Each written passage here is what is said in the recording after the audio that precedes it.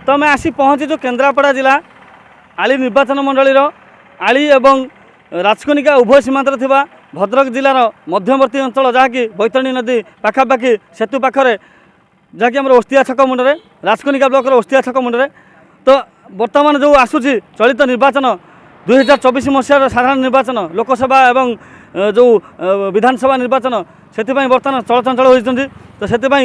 केंद्रीय team police force केंद्रीय team CRPF आसी बर्तमान ड्यूटी कर कड़ाकड़ी भाव में चलती गाड़ी जांच चलती तो पुलिस पेट्रोलिंग कर सब छक छक बर्तमान पुलिस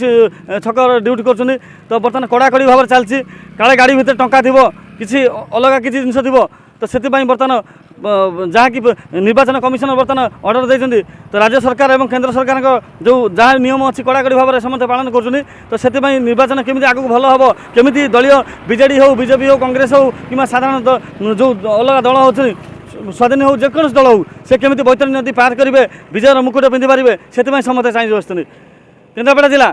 आली राजकनिका आशीष कुमार नायक तुलसी क्षेत्र न्यूज।